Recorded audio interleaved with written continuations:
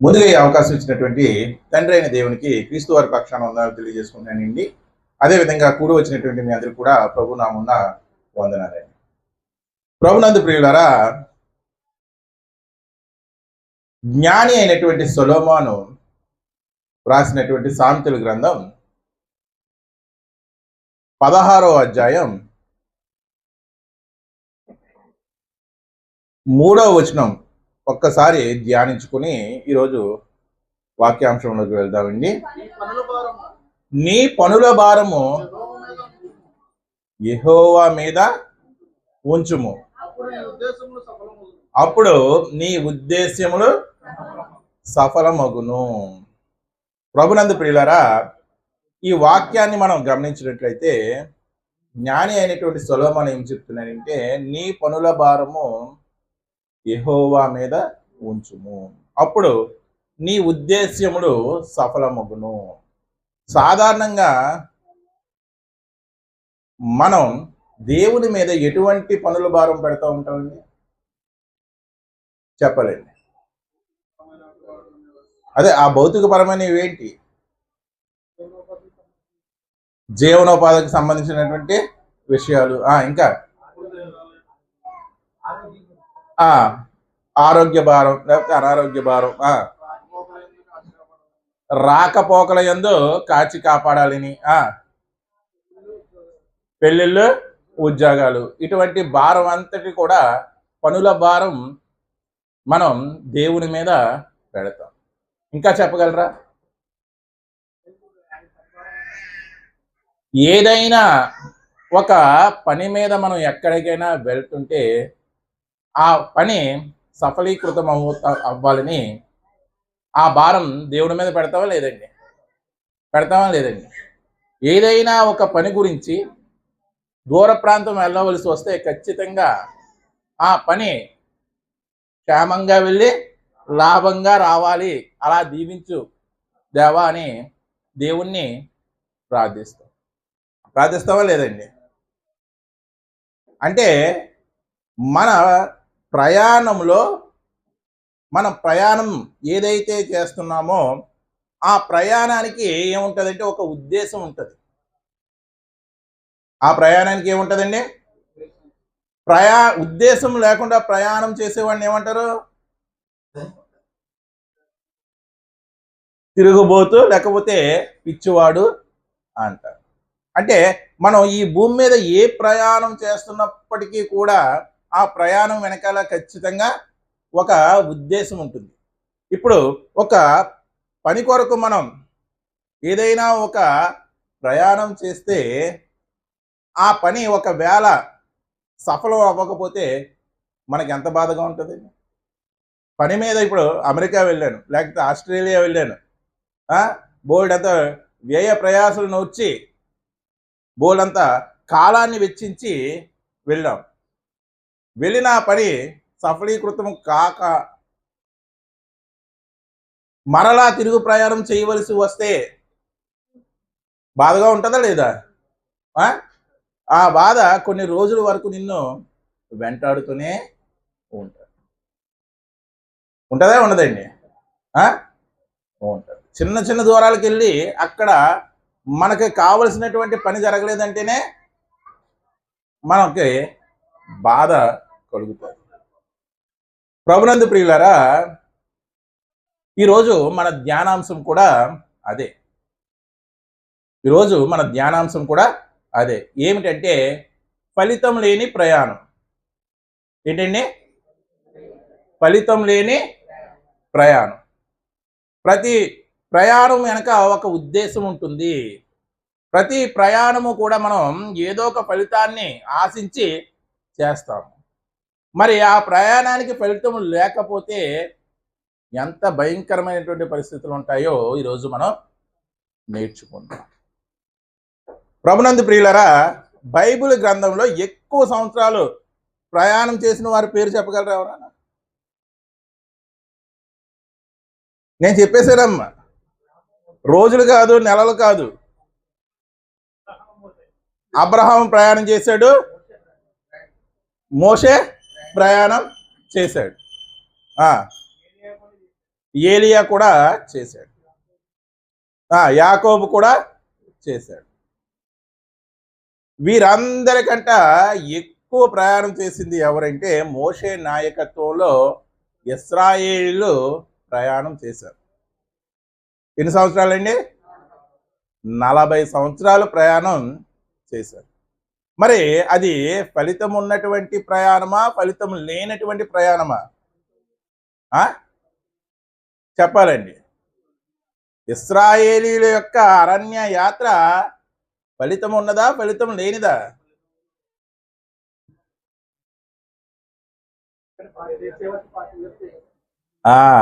దేవుడు ఎన్ని సంవత్సరాలు పాలు తేనెలు ప్రవహించేటువంటి దేశంలోనికి ఎన్ని సంవత్సరాలు పట్టిందండి వారిని నడిపించడానికి?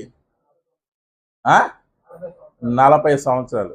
వాస్తవంగా ఐగుప్తు నుండి పాలు తేనెలు ప్రవహించేటువంటి ఆ కానాను దేశానికి 40 రోజుల్లో వెళ్ళవచ్చు.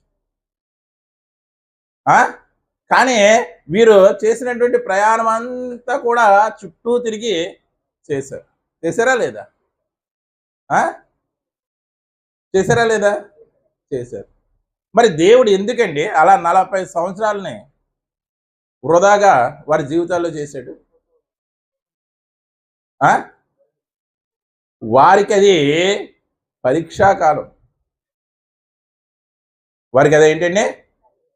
పరీక్షాకాలం. ఎవరికి? ఇశ్రాయేలీయులకి.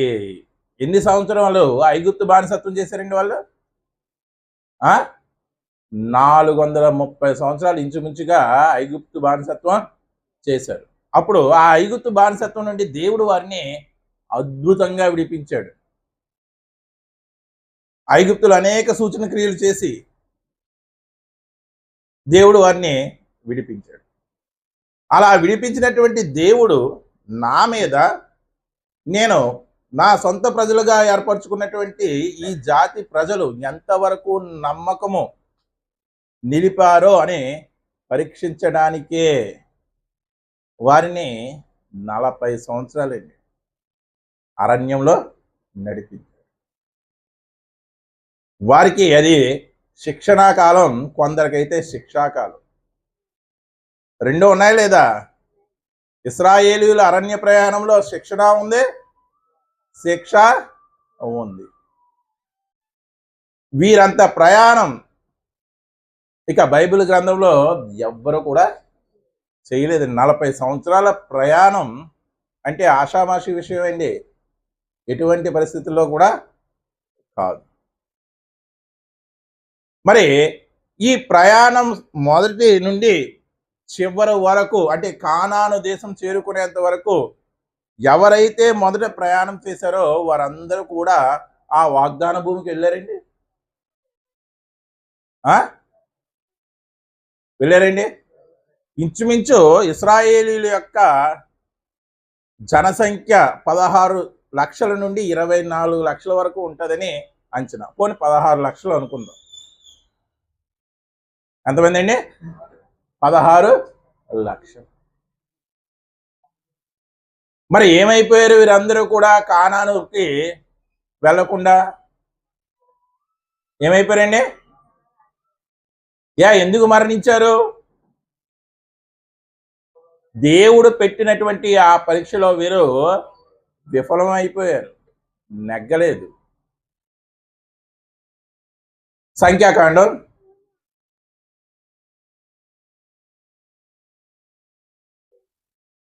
32వ అధ్యాయం 11వ వచనం. సంఖ్యాకాండం 32వ అధ్యాయం 11వ వచనం. 20 ఏండ్లు మొదలుకొని, చూడండి, జాగ్రత్తగా గమనించండి. 20 ఏండ్లు మొదలుకొని పైప్రాయము కలిగి ఐగుప్తు దేశంలో నుండి వచ్చిన, చూడండి, 20 ఏండ్లు మొదలుకొని పైప్రాయము కలిగి ఐగుప్తు దేశంలో నుండి వచ్చిన మనుష్యులలో పూర్ణ మనస్సుతో యెహోవాను అనుసరించిన కెనేజీయుడగు కాలేబును నూను కుమారుడైన యెహోషువాయు యెహోషువాయు తప్ప తప్ప మరి ఎవడను పూర్ణ మనసుతో నన్ను అనుసరింపలేదు కనుక ఆ నేను అబ్రహాము ఇస్సాకు యాకోబులు ప్రమాణపూర్వకముగా ఆ ఇచ్చిన దేశము వారు తప్ప మరి ఎవరును చూడలేని ప్రమాణం చేశాను. ఇంతకీ ఆ వాగ్దాన భూమికి ఎంతమంది వెళ్ళారండి? ఇద్దరు వెళ్ళారు. మిగతా వారు కూడా వెళ్ళారు. అంటే ఐగుప్తు నుండి బయలుదేరిన వారందరూ కూడా వెళ్ళలేదు. కాలేబు, యెహోషువ వీరిద్దరు మాత్రమే వెళ్ళారు. వీరితో పాటు ఇంకెవరు వెళ్ళారు? చెప్పాలండి. మధ్యలో పుట్టి పెరిగిన వారు. అంటే మీరు ఆ వాక్య భాగాన్ని గమనిస్తే ప్రభునందు ప్రియులారా, 20 సంవత్సరాలు లోపు ఉన్నవారు మాత్రమే వెళ్ళారు. ఎన్ని సంవత్సరాల వయసు ఉన్నవారండి? 25 ఏండ్లు మొదలుకొని ఐగుప్తు దేశానికి యెహోషువ కాలేబుతో పాటు ఎవరెవరు వెళ్ళారంటే 20 ఏళ్ల వయసు ఉన్నటువంటి వారు మాత్రమే, స్త్రీ పురుషులు వెళ్ళారు. అంటే తరాలు వెళ్ళిపోయినా లేదా? తరాలు వెళ్ళిపోయినా లేదా? అరణ్యంలో పిట్టలు రాలిపోయినట్టు వారు రాలిపోయారు. వారి బాధ చాలా గొప్పది. వారు చాలా గొప్ప బాధని అనుభవించారు. అదే చెప్తున్నాడు చూడండి అపోస్తలుడైన పౌలు రోమీయులకు రాసినటువంటి పత్రిక 9వ అధ్యాయం 27వ వచనం.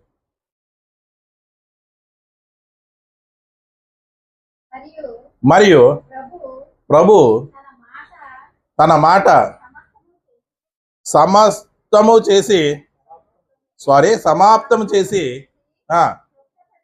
క్లుప్తపరిచి భూలోకమందు దానిని నెరవేర్చును కనుక ఇశ్రాయేలీలు కుమారుల సంఖ్య చూడండి సముద్రపు ఇసుక వలె ఉండినను శేషమే రక్షింపబడినని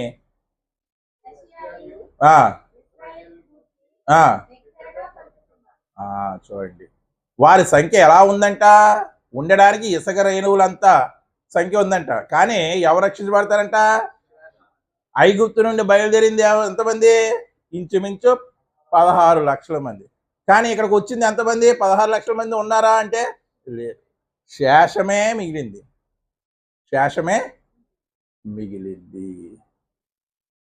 మరి ఈనాడు ఇశ్రాయేలు ఉన్నారండి భూమి మీద? అలా చూస్తారేంటండి చెప్పండి. ఉన్నారా లేదా? ఇశ్రాయేల్ ఉన్నారా లేదా? మనటి వరకు యుద్ధాలు జరిగినాయి కదండి. ఎవరెవరికి? గాజాకి, ఇశ్రాయేల్కి. అంటే ఇశ్రాయేల్ జనాంగం ఇప్పటికీ భూమి మీద ఉందా లేదా? వారికి ప్రత్యేకమైనటువంటి దేశం ఉందా లేదా? అంటే దేవుడితో చెప్పబడినటువంటి శేషం వారేనా? చెప్పాలండి. శేషమే రక్షించబడుతుంది అంటే ఇప్పుడు అనుకుంటున్నారు ఆ కొద్దిపాటి జనాభాయే ఇప్పుడు ఉన్నటువంటి శేషము అనుకుంటున్నారు. ప్రభునందు ప్రియులారా, యెరూషలేము క్షేమం గురించి ప్రార్థన చేయడం మన యొక్క బాధ్యత అనుకుంటున్నాం. యెరూషలేము క్షేమం గురించి ప్రార్థన చేసేవారు ఏమవుతారంట? వర్ధిల్లుతారంట. మరి దేవుడు చెప్పినటువంటి ఇశ్రాయేలు శేషం ఇప్పుడు ఉన్నవారండి?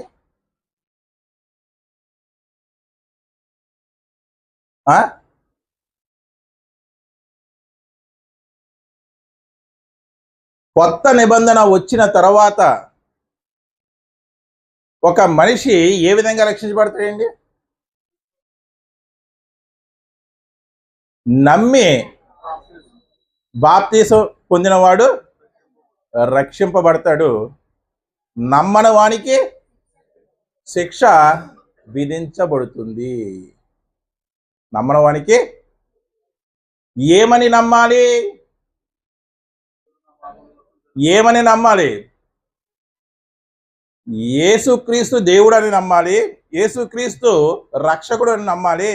నా పాపముల నుండి నన్ను ఆయన తప్ప మరి ఒకరు ఎవరు కూడా రక్షించలేరు అని నమ్మాలి.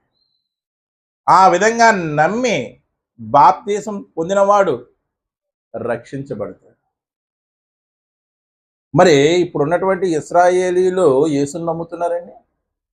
ఇశ్రాయేలీల రాజ్యంలో ఇప్పుడు దేశం ఉంది కదా, వారు యేసుని నమ్ముతున్నారండి.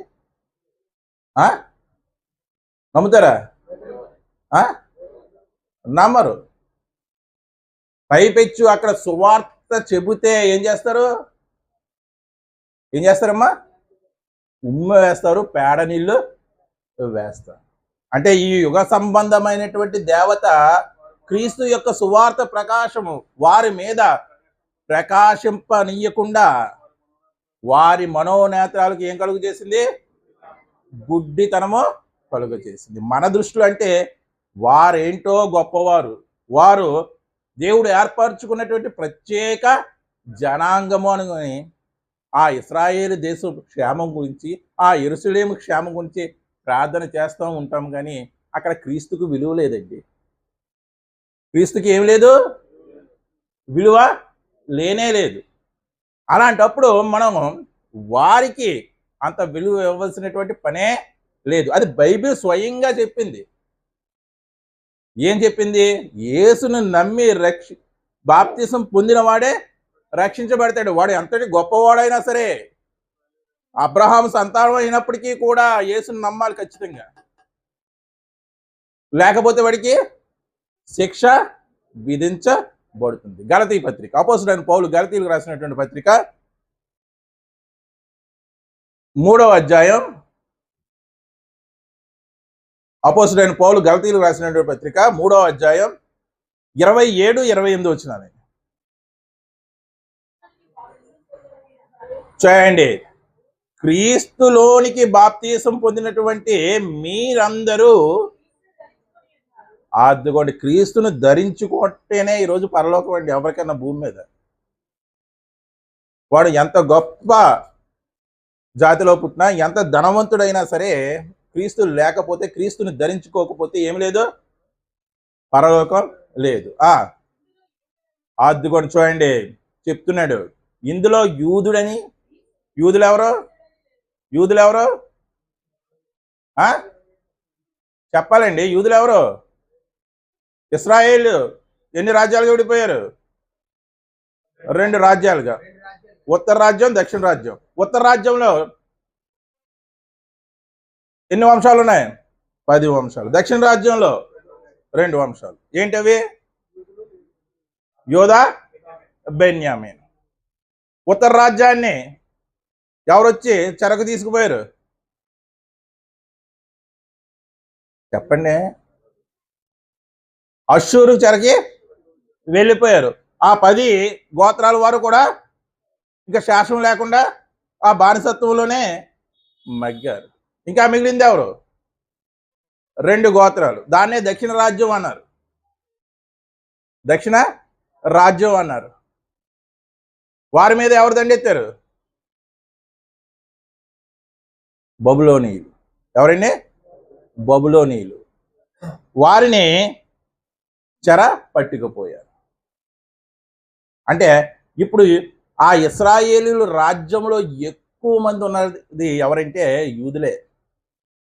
ఎవరండి? యూదులే. ఇప్పుడు బైబిల్ ఏం చెప్తుంది? యూదుడని గ్రీకు దేశస్థుడి యొక్క ప్రస్తావన ఎందుకు పెట్టాడు? యూదుడంటే నేను దేవుడు చేత ఏర్పరచుకున్నటువంటి ఒక ప్రత్యేక జనాంగంలో, ప్రత్యేక జాతిలో పుట్టానని గర్వించేవారు. అర్థమైందండి?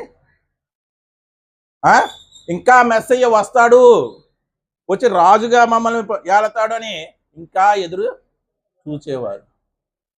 ఇంకా మెస్సయ రాలేదు అనుకుంటున్న వారు ఎవరో యూదులు, ఇశ్రాయేలీయులు. గ్రీకు దేశస్తులను ఎందుకు పెట్టాడు? వీళ్ళదేమో జాతి అహంకారం అయితే వీరిది ఎటువంటి అహంకారము చెప్పాలండి. మీరు సూచకలు అడుగుతున్నారు. యూదులు, గ్రీకు దేశస్తులు ఆ జ్ఞానమును వెతుకుతున్నారు. అంటే వారు దేన్ని బట్టి వారు గర్విస్తారు అంటే, దేన్ని బట్టి అతిశయిస్తారంటే జ్ఞానముని బట్టి అతిశయిస్తారు. అంటే ఇక్కడ అర్థం చేసుకోవాల్సింది ఏంటంటే, ఒక జాతిని బట్టి అతిశయించేవాడు కానీ, లేకపోతే జ్ఞానాన్ని బట్టి అతిశయించేవాడికి కానీ, అంటే యూదుడు, గ్రీకు దేశస్థుడు, చదవండి. యూదుడని కానీ, గ్రీకు దేశస్థుడని కానీ, దాసుడని కానీ, స్వతంత్రుడని కానీ లేదు. పురుషుడని స్త్రీ అని లేదు. యేసు క్రీస్తు నందు. అద్దుకోండి. ఇప్పుడు కొత్త నిబంధనకు వచ్చేటప్పటికి వాడు గొప్ప వీడు తక్కువ అది ఏమీ లేదు. యూదుడని గ్రీసు, వాడు జ్ఞానవంతుడైతే అయ్యి ఉండొచ్చు గ్రీకు దేశస్థుడు. ఆ జ్ఞానాన్ని బట్టి వాడు పరలోకానికి వెళ్ళడు. ఎక్కడికి వెళ్ళిపోతాడు? నరకానికి వెళ్ళిపోతాడు. ఎందుకు? అది దైవ జ్ఞానం కాదు. వీడు గొప్ప జాతిలో పుట్టి ఉండొచ్చు, వీడు ఎక్కడికి వెళ్ళిపోతాడు? నరకానికి వెళ్ళిపోతాడు. ఎందుకు? క్రీస్తుని నమ్మలేదు. మరి మన వాళ్ళు వెళ్ళిపోతారు కదండి. ఇశ్రాయేలీల ప్రయాణం, ఆ హోలీ ల్యాండ్ టూరు ఇవన్నిటికీ వెళ్తారు కదా. మరి వాటిని ఎందుకు అంగీకరిస్తారంటే టూరిజం. ఏంటండి? టూరిజం ద్వారానే ఆ ఇశ్రాయేల్ దేశానికి ఆదాయం వస్తుంది. అందుకే వాళ్ళు అనుమతిస్తారు. కానీ అక్కడ ఉన్నటువంటి ప్రదేశాలని, ఆ ప్రదేశాల్లో యేసుక్రీస్తు వారు నడయాడారు, అక్కడ బాప్తీసం తీసుకున్నారంటే వారు ఏమి నమ్మరు. నమ్ముతారండి. కానీ ఇప్పటికీ మనం కూడా ఆత్మీయ ఇశ్రాయేల్లోని ఆ ఇశ్రాయేల్లాగా మనం ఉండాలని గడ్డం పెంచుకుంటూ మనకి చక్కని పేరు పెట్టాడు దేవుడు, క్రైస్తవుడని. ప్రపంచమంతా కూడా ఎవరై ఉండాలి? దేవుడి దృష్టిలో క్రీస్తుని అనుసరించేవాడిగా ఉండాలి. మళ్ళీ నువ్వు నేను క్రైస్తవుని కాదు ఇశ్రాయేలుని అంటావేంటి? అంటే ఇప్పుడు ఇశ్రాయేలీలు యొక్క విశ్వాసం అంతా కూడా ఏంటి? తప్పు. వారిలో ఒకవేళ ఇప్పుడు క్రీస్తుని నిజంగా రక్షకుడు అని నమ్మి బాప్తీసం తీసుకుంటే వాళ్ళు రక్షించబడతారు. కానీ ఇప్పుడు చూస్తుంటే పరిస్థితి ఎలా ఉందండి? పరిస్థితి అసలుకి అలా లేదు. క్రీస్తుని అసలుకే అంగీకరించడం లేదు. వాళ్ళు అంగీకరిస్తున్నారండి, అంగీకరించారు. ప్రభునందు ప్రియులారా, మరి ఇశ్రాయేలీయులు అరణ్య ప్రయాణం చేశారు. కొంతమంది శేషమే వెళ్ళారు. మరి వారి యొక్క ప్రయాణం ఎలా ఉందండి? ఫలితం లేనటువంటి ప్రయాణంగా ఉంది అలనాడు ఇశ్రాయేలీ యొక్క ప్రయాణం. మరి ఈనాడు ఇశ్రాయేలీలు జీవిత ప్రయాణం చేస్తున్నారా లేదా? జీవిత ప్రయాణం చేస్తున్నారా లేదా? జీవిత ప్రయాణం అంటే దేవుడు వారికి ఇచ్చినటువంటి ఆయుష్. అదే జీవిత ప్రయాణం. వారు ఆ జీవిత ప్రయాణం చేస్తున్నారు. కానీ వారు పరలోకం చేరతారండి? క్రీస్తుని నమ్మలేదు కాబట్టి పరలోకం వారు చేరరు. ఖచ్చితంగా చేరరు. మరి ఇప్పుడు భూమి మీద ఉన్నటువంటి ఆ ఇశ్రాయేలీల యొక్క ప్రయాణం ఏమవుతుంది? ఫలితం లేనటువంటి ప్రయాణం అవుతుందా లేదా? అలనాటి వారి పితరులైనటువంటి ఇశ్రాయేలీల యొక్క ప్రయాణం కూడా ఫలితం లేని ప్రయాణమే. అంటే కొంతమందికి మాత్రమే, శేషాలకి మాత్రమే ఫలితం ఉంది. ఎక్కువ భాగం ఫలితం లేనే లేదు. అంత్య దినాలు కూడా అలాగే ఉంటాయండి. ఇంకా భయంకరంగా ఉంటాయి. అంత్య దినాలు ఇంకా భయంకరంగా ఉంటాయి. లోకాసు వార్త 18వ అధ్యాయం 8వ వచనం.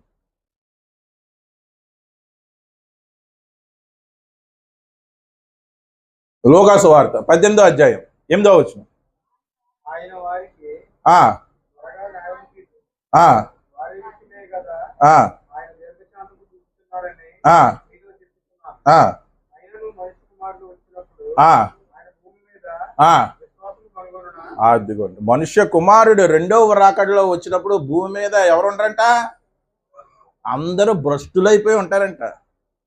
అసలు విశ్వాసం అనేది ఆ తరాల్లో, ఆ కొత్త తరాల్లో విశ్వాసం అనేది ఉండదు. విశ్వాసమును కనుగొనునా అంటే చాలా తక్కువ మంది మాత్రమే ఉంటారు. చాలా తక్కువ మంది ఉంటారు. చూడండి, అలనాటి ఇశ్రాయేల్ ప్రయాణం ఏమైంది? వ్యర్థమైంది, ఫలితం లేని ప్రయాణం అయింది. ఆ కాలేబు యెహోషువాలైనా ఎందుకు చేరుకున్నారంటే వారు పూర్ణ మనస్సుతో యెహోవాను సేవించారు. మిగతా 20 సంవత్సరాల లోపు వారు అందరూ కూడా ఎవరో పసివారు. ఇప్పుడంటే పసివారుగా 5 సంవత్సరాలు 6 సంవత్సరాలు ఉన్నా సరే వాళ్ళు దేశముద్రులు ఇప్పుడు. అంతే కదండి. మరి ఆ కాలంలో 20 సంవత్సరాలు వచ్చినా సరే చెప్పాలంటే వారు పసివారే, లోక జ్ఞానం తెలియని వారే. ఇప్పుడు 5వ క్లాసు పిల్లడికి చెప్పలేకపోతున్నాం. వాడు మాటలు వింటే ప్రపంచాన్ని చుట్టూ వచ్చేసినట్టు మాట్లాడుతున్నాడా లేదా? అందుకే బైబిల్ చెప్పిందండి, అంత్య దినాల్లో తల నెరిసిన వృద్ధులు పుడతారంట. వారు ఎలా ఉంటారంటే బారుల్లాగా ఉంటారంట. అంటే తలనెరవడం అంటే ముసలివాడికి ఎంత అనుభవం ఉంటుందో పిల్లలకు కూడా అంతే అనుభవం. ఇంకా మనకే తెలీదు, దీన్ని చేసి పెట్టమ్మా, దీన్ని ఎలా చెయ్యాలమ్మా అని వాళ్ళని ఆశ్రయిస్తున్నాం. ఇంకా అలా ఉంటారా లేదా? అంత్య దినాల్లో ఉన్నారా లేదా? నువ్వు కడుపులోనే అన్ని నేర్చుకుని వచ్చావురా అంటారు, అన్నారా లేదా? అంటే అలనాడు ఇశ్రాయేలీలు 20 సంవత్సరాలు లోపు ఉన్నవారు మాత్రమే యెహోషువ కాలేబుతో వెళ్ళి వాగ్దాన భూమిని స్వతంత్రించుకున్నారు. మిగతా వారి ప్రయాణం అంతా కూడా ఫలితం లేనటువంటి ప్రయాణం. ఇప్పుడు ఉన్నటువంటి ఇశ్రాయేల్ సంగతి గురించి కూడా చెప్పాను. వారి యొక్క ప్రయాణం ఎలా ఉంది? ఫలితం లేని ప్రయాణం అండి. వారిని చూసి మనం ఏదో వారు గొప్పవారు అనుకుంటున్నాం, కానీ దేవుని దృష్టిలో వారు గొప్పవారు కాదు. క్రీస్తుని అంగీకరించిన వాడే దేవుని దృష్టిలో గొప్పవాడు. యూదుడని గ్రీకు దేశస్థుడని ఎటువంటి భేదమో లేదు. రాయబడి ఉందా లేదా? మరి మనం ఆత్మీయ ఇశ్రాయేలు అంటాం ఏంటి? అసలు వాళ్ళకే దిక్కులేదు ఇప్పుడు దేవుని దృష్టిలో. నీకు విలువ, ఒకప్పుడు అన్యజనుడుగా ఉన్నటువంటి నీకు విలువ, నీకు పెట్టినటువంటి టైటిల్ ఏంటి? క్రైస్తవుడు. క్రైస్తవుడు. కొరింథీయులకు రాసినటువంటి పత్రిక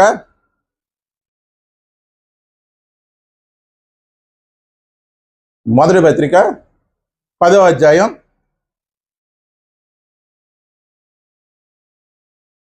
9వ వచనం నుంచి చదవండి ఒక్కసారి.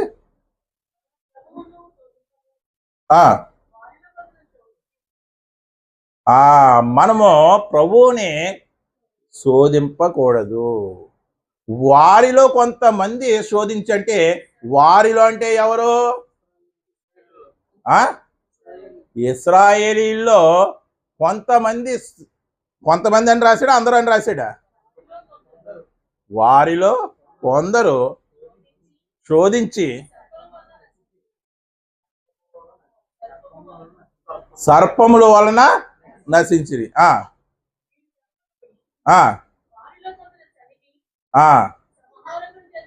ఇదిగోండి, సర్పముల చేత నశించిరి. కొంతమంది సంహారకుని చేతిలో నశించారు. ఎందుకు? సనగడం వలన. ఎందుకు సనిగారు? సమాధులు ఐగుప్తులో లేవనుకుంటున్నావా? ఈ అరణ్య భూమిలోనే మమ్మల్ని చంపడానికి వచ్చావా? తీసుకొచ్చావా? మాకు మాంసం లేదు, నీరు లేదు, అది లేదు, ఇది లేదు అని సనిగారు. మరి దేవుడు చేసినటువంటి అద్భుత కార్యాలన్నీ మరిచిపోయారు. ఐగుప్తు దేశంలో చేసినటువంటి సూచన క్రియలు, అదే విధంగా ఎర్ర సముద్రాన్ని పాయలు చేసి నడిపించినటువంటి విధానం, యోర్దాను నది జలరాశిగా నిలబడితే దానిలోంచి వీరు చేసినటువంటి ప్రయాణం, ఇవన్నీ ఏమయ్యారు? మరిచిపోయి వీళ్ళు ఏం చేశారంటే నశించిపోయారు. దాని తర్వాత వచ్చిన ఏమంటాడు చూడండి. ఏ సంగతులు? ఇశ్రాయేలీయులు ఏ విధంగా అయితే దేవుణ్ణి కాలదన్నుకున్నారో, ఏ విధంగా దేవుడు వారికి పెట్టినటువంటి పరీక్షలో నెగ్గలేదో, ఈ సంగతులు వారికి దృష్టాంతములుగా వారికి సంభవించి యుగాంతమందున్న అదిగోండి ఇశ్రాయేలుని చూసి బుద్ధి తెచ్చుకోమంటున్నాడు. వారు ఎలా నశించిపోయారో మీరు కూడా దేవుని యందు భయభక్తులు కలిగి లేకపోతే, ఆయనకి కృతజ్ఞతలుగా చెల్లించకపోతే, దేవుణ్ణి మరిచిపోయే ప్రజగా మీరు ఉంటే, వారు ఎలా నశించిపోయారో, వారు నేను ఏర్పరచుకున్నటువంటి జనులు, నా సొంత ప్రజలు అయినప్పటికీ కూడా నేను వారిని నశింపచేయడానికి నేను వెనుకాడలేదు. ఆ సంగతులన్నీ కూడా వారికి దృష్టాంతంగా సంభవించాయి. ఎందుకో?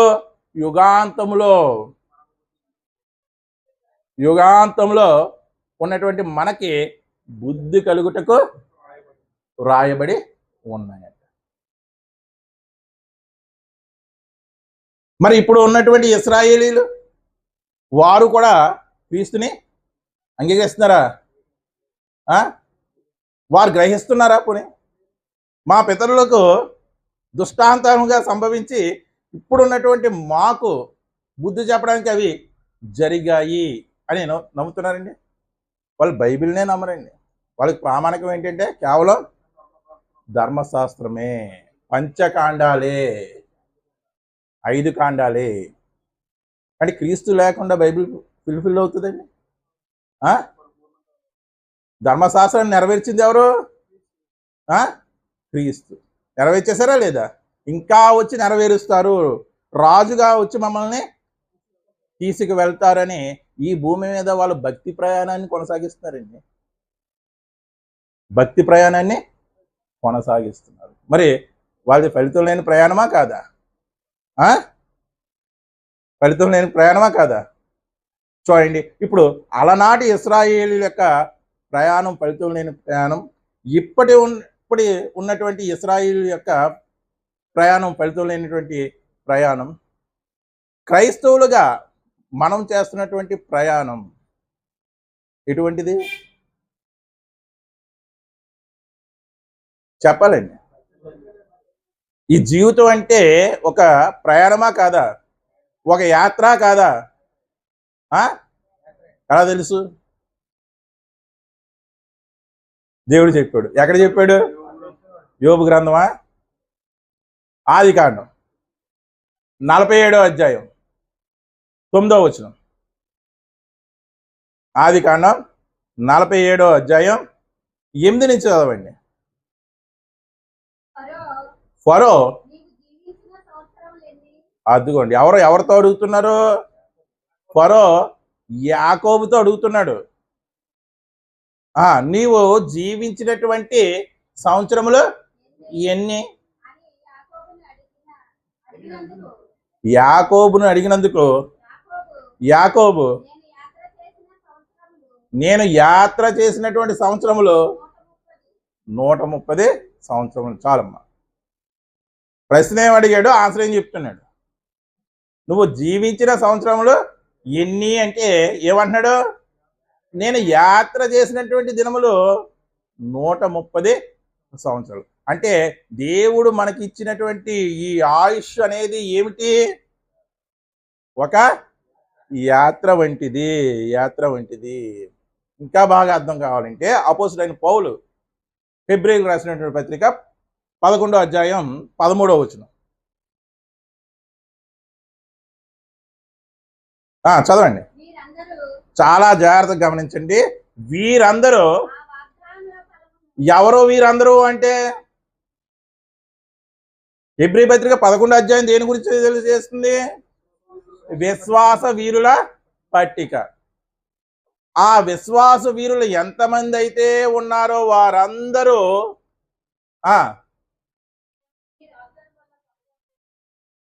ఆ వాగ్దాన ఫలము అనుభవింపకపోయినను, అంటే ఆ వాగ్దాన ఫలం ఏంటి?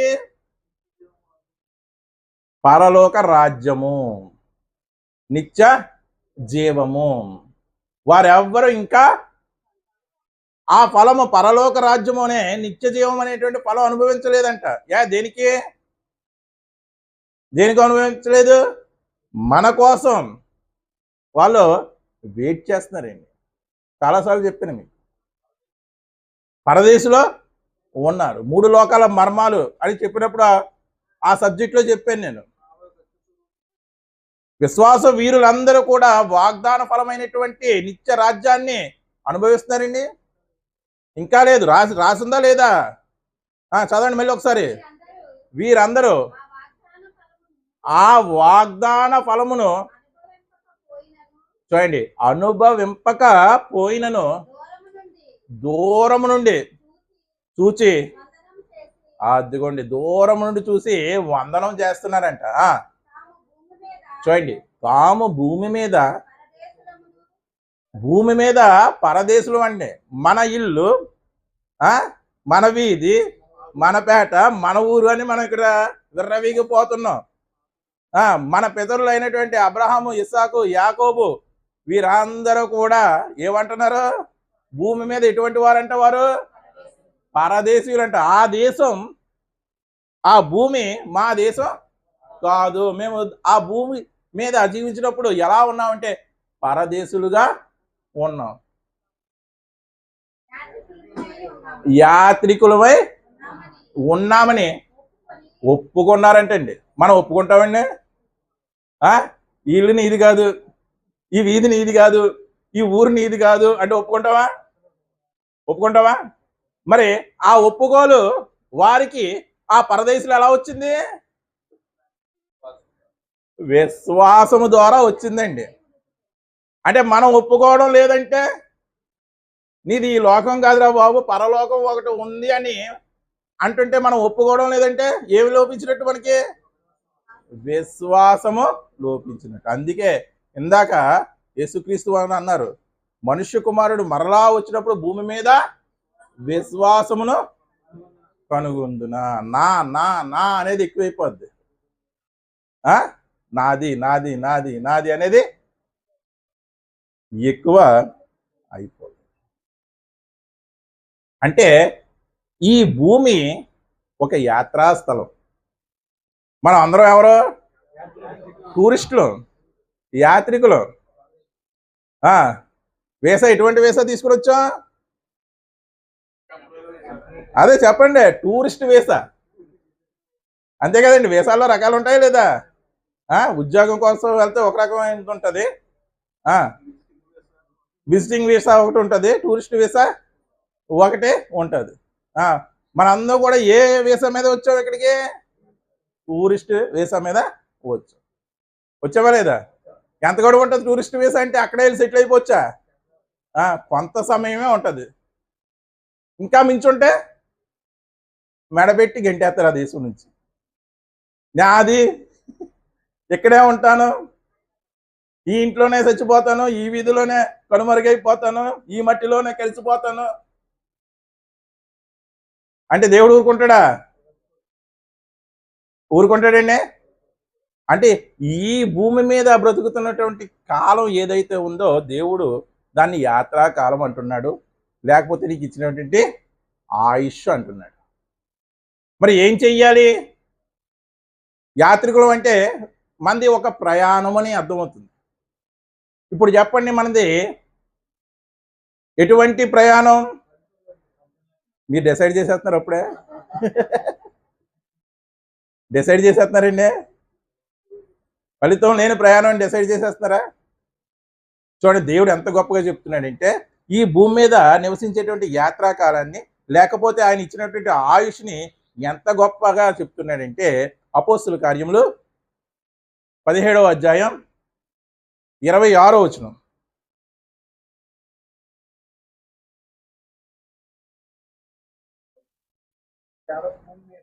మరియు యావత్ భూమి మీద కాపురం ఉండటకు ఆయన ఒకని నుండి, అంటే మనిషికి కాపురం ఉండుటకు ఏది యోగ్యమైందంటే భూగోళమే. అంతరిక్షంలో వెళ్ళి మనిషి నివసిస్తాడు, గ్రహాల్లోకి వెళ్ళి మనిషి నివసిస్తాడు అంటే నమ్మకండి. దేవుడు ఏం చెప్తున్నాడు? యావత్ భూమి మీద కాపురం ఉండుటకు ఆయన ఒకని నుండి, ఆ ఒక్కడు ఎవరు? యేసుక్రీస్తు అండి. ఆదాము ఒకని నుండి ప్రతి జాతి మనుషుని సృష్టించి, అంటే దేవుడు మనుషులను జాతులుగా పుట్టించాడా, లేకపోతే పుట్టిన మనుషులు జాతులుగా ఏర్పడ్డారా? చెప్పాలండి. జాతులుగా పుట్టించాడా, పుట్టిన మనుషులు జాతులు ఏర్పాటు చేసుకున్నారా? మరి అలా అంటున్నాడు ఏంటి మళ్ళీ? మరి అలా అంటున్నాడేంటి? గమనించారా మీరు? ఒకని నుండి ప్రతి జాతి మనుషుల్ని సృష్టించంటే దేవుడు సృష్టించాడండి జాతుల్ని, మనుషులు ఏర్పాటు చేసు. బైబిల్లో కొన్ని వచనాలండి ఎలా ఉంటాయి ఏంటంటే మనకి అర్థమయ్యేటువంటి భాషలో ఉంటాయి, కానీ మనం వాటిని అపార్థం చేసుకుంటాం. ఒక హేతువాది చూసేటంటే ఈ జాతి భేదాలు ఎక్కడి నుంచి వస్తున్నాయంటే ఇదిగో బైబిల్లోనే ఉందండి అంటాడా లేదా? ఆ వచనం చూపిస్తే. కానీ దేవుడు చెప్పినటువంటి ఉద్దేశం ఏంటంటే ఇప్పుడు భూమి మీద అనేక జాతులు ఉన్నాయి కదా, అవన్నీ కూడా ఎక్కడి నుంచి వచ్చాయంటే ఒకరి నుండే వచ్చాయి అని చెప్పేటువంటి కాంటెస్ట్ ఉద్దేశం. జాతులుగా ఏర్పడిన తర్వాత ఇది రాయబడింది కాబట్టి మనకు అర్థం కావడానికి అలాగా రాయించాడు. ప్రతి మనిషిని పుట్టించి వారు ఒకవేళ, నమ్మకం లేదండి దేవుడికి మన మీద, ఒకవేళ ఇన్ కేస్ దేవుణ్ణి తడువులాడి, ఎప్పుడు తడువులాడతామండి? ఇంట్లో కరెంట్ పోతే ఏ వస్తువు ఎక్కడ ఉందని తడువులాడతామా లేదా? అలాగా దేవుడు భూమి మీద మనుషులు పుట్టించేసి నన్ను ఒక్కసారి వీరు వారి జీవిత కాలం మొత్తంలో, వారి యాత్రా కాలం మొత్తంలో తడువులాడతారా లేదని పరీక్షిస్తున్నాడు. వారి జీవిత ప్రయాణం మొత్తంలో తడువులాడతారా లేదని పరీక్షిస్తున్నాడు. ఒకవేళ వారు దేవుని తడువులాడి, ఏమండి దేవుని తడువులాడి కనుగొన్నారండి మీరు? మీ తల్లిదండ్రులు క్రైస్తవులు, మీ తాతలు క్రైస్తవులు కాబట్టి మీరు క్రైస్తవులు అయిపోయారా? చెప్పాలండి. అలాగే ఎక్కువైపోయారండి. అలాగే తడువులాడితే సర్వసత్యం అవగతం అవుతుంది. తడువులాడకపోతే వారసత్వంగా వస్తే అర్థమవుతుందండి. దేవుడు ఎలాగ ఆయన్ని కనుగొనాలి? ఈయన మాత్రమే ఎందుకు సత్యవంతుడు, ఈయన మాత్రమే ఎందుకు జీవాధిపతి? తడువులాడడం అంటే ఏంటి? ఎక్కడ ఉన్నామని వెళ్ళి ఎదగడం కాదు. ఈయన మాత్రమే ఎందుకు సత్యవంతుడు, ఈయన మాత్రమే పరలోకానికి మార్గము ఎందుకు, ఈయన మాత్రమే ఎందుకు జీవాధిపతి అని మన పరిశోధనలో తడువులాడాలి. ఒకవేళ దేవుణ్ణి తడువులాడి, అలాంటి క్రైస్తవులు లేరండి. జ్వరం వస్తే తాయితీ కట్టించేస్తున్నామంటే, లేకపోతే ఇంకా ఎవడో ఏదో భయం పెట్టేస్తుంటే అక్కడ గొయ్యి వేసి ఇక్కడ గోడ ఎత్తు చేసేసి అలా చేసి ఇలా చేసేస్తామంటే దేవుణ్ణి నువ్వు తడువులాడి కొనుగొనలేదు. తడువులాడి కొనుక్కుంటే బ్రతుకుడు క్రీస్తే, చావు అయితే లాభం అన్న పౌలులా ఉంటుంది నీ విశ్వాసం. ఎందుకంటే పౌలు తడువులాడి కనుగొన్నాడా లేదా? కనుగొన్నాడు. ధర్మశాస్త్రం అంతా కూడా క్రీస్తే, ధర్మశాస్త్ర సారాంశం అంతా క్రీస్తే అని బోధించాడా లేదా అలనాటి ఇశ్రాయేలీయులకి? బోధించాడా లేదా? తడువులాడి కనుగొందురేమో అని. అదిగోండి, తనను వెతుకు నిమిత్తం ఎలా వెతకాలి? తడువులాడి వెతకాలి. ఏదో అమ్మగారు చెప్తో లేకపోతే నాన్నగారు చెప్తో యేసు ప్రభు దగ్గర రా, నీకు మంచి జరుగుతుంది, నీ రోగం పోతుంది, నీ బాధలు పోతాయి, అలా వస్తే నీ విశ్వాసం ఎప్పుడన్నా సరే క్రీస్తు న్యాయపీఠం ముందు వీగిపోద్ది. నీ విశ్వాసం ఎలా ఉండాలి అంటే, యేసు దేవుడు కాదు అని ఒకటి చెప్పిన, యేసు దేవుడు కుమారుడు కాదు అని ఒకటి చెప్పిన, యేసు సృష్టికర్త కాదు అని ఒకటి చెప్పినా సరే నీ విశ్వాసం ఎక్కడ కూడా చెక్కు చెదరకూడదు. ఇప్పుడు యేసు దేవుడు కాదు అంటే అవును నిజమే కాదు వెళ్ళిపోతున్నారా లేదా? వెళ్ళిపోతున్నారా లేదా? దేవుని కుమారుడు కాదు అంటే అవును కాదు అని వెళ్ళిపోతున్నారా లేదా? సృష్టికర్త కాదు అంటే అవును కాదు వెళ్ళిపోతున్నారా లేదా? ఎందుకో వీరంతా కూడా దేవుణ్ణి తడువులాడి కనుగొనలేదు. అలా తడువులాడి కనుగొనటానికి ఏం చేశాడంటే దేవుడు తనను వెదుకు నిమిత్తము ఒక నిర్ణయ కాలమును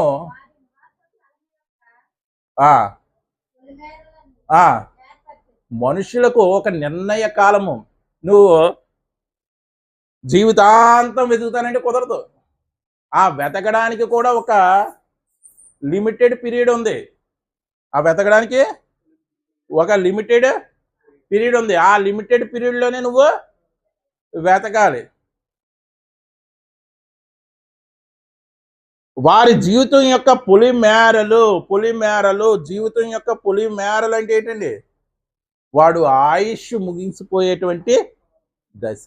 వాడు ఆయుష్ ముగిసిపోయేటువంటి దశ. ఆయన్ని వెతకడానికంట నిర్ణయ కాలాన్ని ఏర్పరిచాడంట.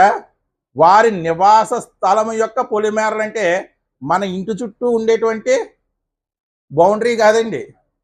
వారి ఆయుష్ కాలం యొక్క పొలిమేరను నిర్ణయించాడంట.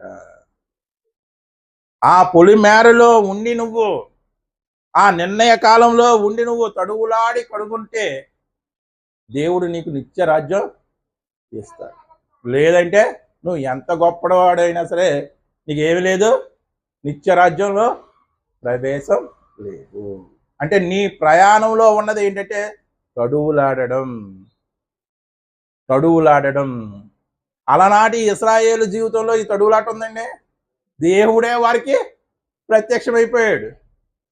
వారికి దేవుడు ప్రత్యక్షమై అనేక అద్భుత క్రియలు, సూచక్రియలు చూపించాడు. తడువులాట ఉందండి? లేదు. కానీ మనకి తడువులాట ఉందా లేదా? ఖచ్చితంగా తడువులాట ఉంది.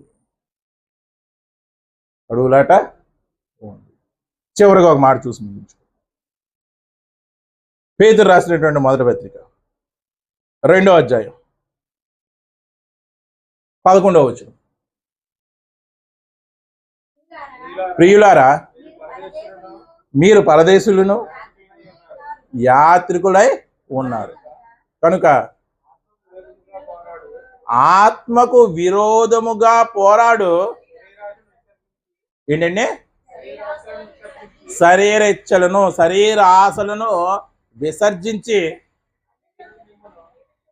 చూడండి, అన్యజనులు మిమ్మల్ని ఏ విషయంలో దుర్మార్గులని దూషించురో ఆ విషయంలో వారు మీ సత్క్రియలను చూచి వాటిని బట్టి రక్షణ దినమున, దర్శన దినమున దేవుణ్ణి మహిమపరుచినట్లు వారి మధ్యన నుండి మంచి ప్రవర్తన కలవారై ఉండవలనని మిమ్మల్ని బ్రతిమాలు కొనుచున్నాను.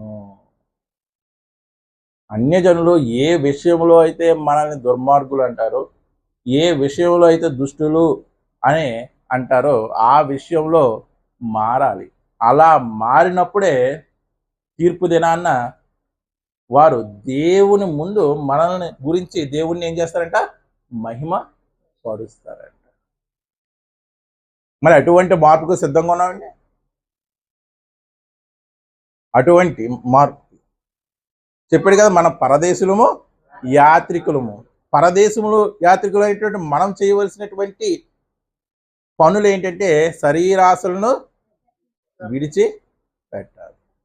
విడిచిపెట్టి అన్యజనులు మిమ్మల్ని ఏ విషయంలో దుష్టులు దుర్మార్గులు అన్నారో అదే విషయంలో మీరు మారి సత్క్రియలు చేసి ఆ సత్క్రియలను వారు చూచి వారు దేవుణ్ణి కొనియాడాలి. దర్శన దినాన దేవుణ్ణి వారు మహిమపరచాలి. దేన్ని బట్టి? నీ సత్ప్రవర్తన బట్టి, నీ సత్క్రియను బట్టి. ఎంత ఉందండి జీవిత ప్రయాణంలో. ఇదంతా ఎప్పుడు వస్తుంది? తడుములాడితే. ఏదో వారానికి ఒకసారి వెళ్ళి 3 గంటలు కూర్చుని వచ్చేస్తే కుదరదు. ఎక్కడ తడువులాడాలి? బైబిల్ గ్రంథమందు తడువులాడాలి. సర్వసత్యమేంటో తెలుసుకోవాలి. అప్పుడే మనకి జీవిత ప్రయాణానికి ఒక విలువ ఉంటుంది. లేకపోతే మన జీవిత ప్రయాణం కూడా ఫలితం లేనటువంటి ఇప్పుడు ఎంతమంది క్రైస్తవులు ఫలితం లేనటువంటి ప్రయాణం చేస్తున్నారండి? ఎంతమంది అండి? 80% ఉన్నారా? 90% ఉన్నారా? రక్షించబడ్డవారు శేషమే అంటున్నాడు కదా. అసలు భూమి మీద విశ్వాసమును కనుగొందునా అంటున్నాడు కదా. అంటే వీడు తడువులాడేటువంటి క్రైస్తవులు కాదు. అన్నీ అమర్చినట్టు వాటి మీద అయ్యగారు వచ్చి ఏం చేస్తారు? చెయ్యి వేసినట్టు వీరికి అలాగ క్రైస్తవ్యం ఒక టైటిల్గా పెట్టబడింది అంతే. వారు తడువులాడి క్రీస్తుని కనుగొనడం లేదు. నీ జీవితంలో తడువులాట ఉంటేనే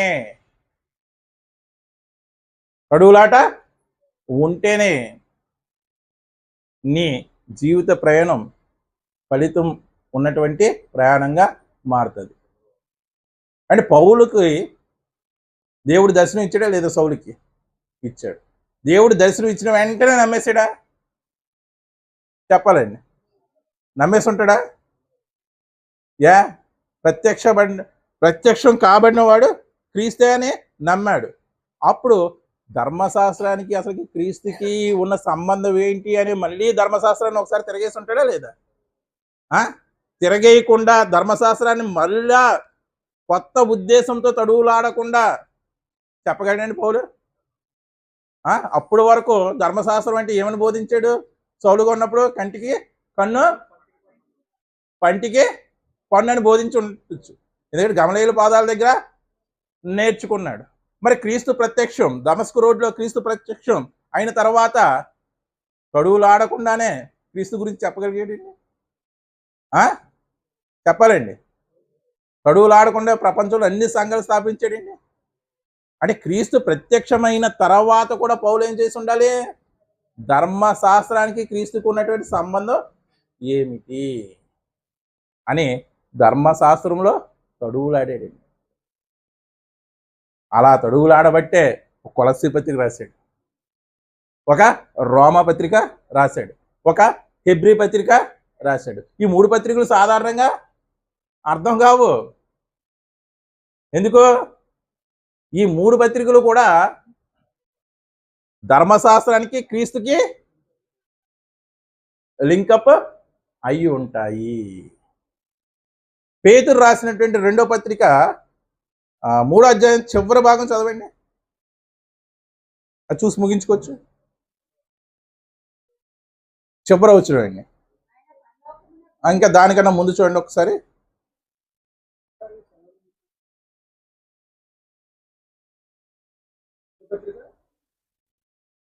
మూడో అధ్యాయం చివరి వచ్చినండి.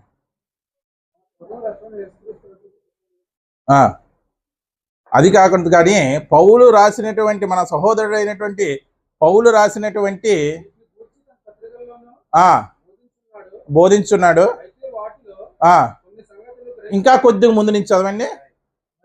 మరియు మన ప్రభు యొక్క దీర్ఘశాంతము రక్షణార్థమైనది తెలుసుకునేది. అలాగున మన ప్రియుడైన మన ప్రియ సహోదరుడైన పోనీ మన ప్రియ సహోదరుడైన పౌలు కూడా పౌలు కూడా తనకు తనకు అనుగ్రహింపబడిన అనుగ్రహింపబడిన జ్ఞానము చొప్పున జ్ఞానము చెప్పున మీకు రాసి మీకు రాసి ఉన్నాడు. ఉన్నాడు.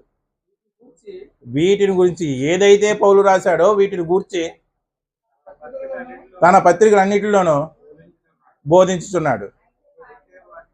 వాటిలో అయితే వాటిలో కొన్ని సంగతులు కొన్ని సంగతులు గ్రహించుటకు కష్టమైనవి.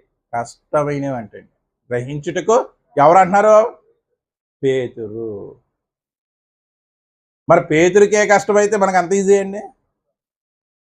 మనకు అసలుకే అర్థం కాదు. మనకి అందుకే తడుగులాడాలండి.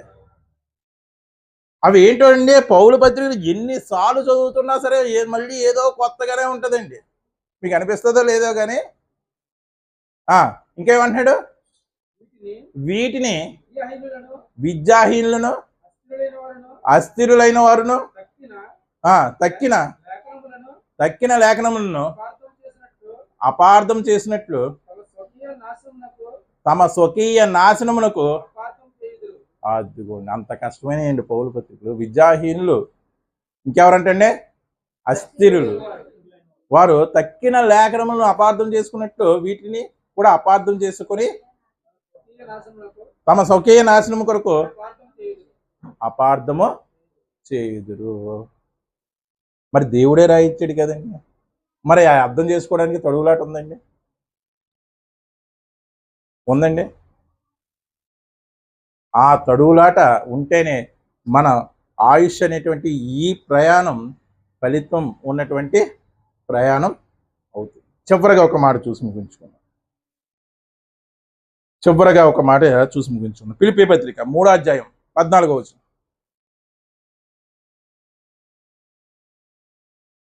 క్రీస్తు యేసును దేవుని ఉమ్, ఉన్నతమైన పిలుపునకు ఆ, కలుగు బహుమానమును ఆ, పొందవలెనని పొందవలనని గురి యొద్దకు పరిగెత్తుచున్నాను. అదిగోండి, గురి యొద్దకే పరిగెత్తుతున్నాడట. తన జీవిత కాలం అంతా కూడా క్రీస్తుని తెలుసుకున్న తర్వాత గురి యొద్దకే పరిగెడుతున్నాడు. దేనికంటే ఆ పరుగు? క్రీస్తు యేసు యొక్క పిలుపుకు తగినటువంటి బహుమానం పొందాలని. పరుగు ఆపేస్తే ఏమవుతుంది? బహుమానం పోవడం కాదు, ఎక్కడికి వెళ్ళిపోతాడు? నరకానికి వెళ్ళిపోతాడు. మన ప్రయాణం పరుగెట్టే ప్రయాణంగా ఉందండి, పరిగెట్టే ప్రయాణంగా ఉందండి. గురువు వద్దకే పరిగెడుతున్నాడు. మనం నరకం అనే ఉరి వద్దకే పరిగెడుతున్నాం. పౌలు ప్రయాణం గురువు వద్దకే, మన ప్రయాణం నరకమనే ఊరి వద్దకు. అందుకే గ్రహించండి, మన జీవితకాలం, ఆయుష్ కాలం ఒక యాత్ర వంటిది, ప్రయాణం వంటిది. ఈ ప్రయాణంలో మళ్ళీ మధ్యలో చచ్చిపోయామండి మనం. తెలుసా మీకు? ఈ ఆయుష్కాలంలో మధ్యలో ఏమయ్యా? చచ్చిపోయాం. మళ్ళీ దేవుడు ఏం చేసాడు? వాళ్ళని ఏం చేశాడండి? ఎఫెసీ పత్రిక 2వ అధ్యాయం 1వ వచనం. ఎఫెసీ పత్రిక 2వ అధ్యాయం. మీ అపరాధముల చేతను పాపముల చేతను మీరు చచ్చిన వారై ఉండగా ఆయన అంటే ఎవరు? మీరు అపరాధముల చేతనో పాపముల చేతనో మీరు చచ్చిన వారై ఉండగా ఆయన అంటే ఎవరు? తండ్రి అయినటువంటి దేవుడు క్రీస్తుతో కూడా మనల్ని ఏం చేశాడంట? బ్రతికించి ప్రయాణంలో ఒకసారి మనం సతికిలో పడిపోయాం, బోర్లా పడిపోయాం. అయినా మనకి ఒక అవకాశం ఇచ్చాడు. బాప్తీసం ద్వారా ఒక అవకాశం ఇచ్చాడు. అంటే ఈ ప్రయాణం బాప్తీసం తీసుకున్న దగ్గర నుంచి నీ తుది శ్వాస విడిచే వరకు కూడా నువ్వు చేస్తున్నటువంటి ఈ ప్రయాణం ఎటువంటిదంటే నీ యొక్క గొప్పదనాన్ని బట్టి రాలేదు, దేవుడు ఇచ్చినటువంటి అవకాశం. నువ్వు ఎప్పుడో ఆయన దృష్టిలో చచ్చిపోయిన వాడివి, కానీ ఒక్క అవకాశం ఇచ్చాడు. ఎందుకు? ఫలితమైనటువంటి ప్రయాణం నువ్వు చెయ్యాలని. కాబట్టి నిర్ణయించుకోండి, మీ ప్రయాణం ఎలా ఉందో నిర్ణయించుకోండి. అలనాటి ఇశ్రాయేలు యొక్క ప్రయాణం ఫలితం లేనిది.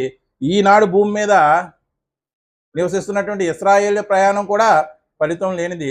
క్రైస్తవుడు అనే నీకు గొప్ప పేరు పెట్టాడు దేవుడు. మరి నీ ప్రయాణం ఎలా ఉందో ఒక్కసారి మీరే ఆత్మ పరిశీలన చేసుకోండి. ప్రార్థన చేసుకోండి. మమ్మల్ని మిక్కిలిగా ప్రేమించి మా ప్రియ పరలోక కన్న తండ్రి,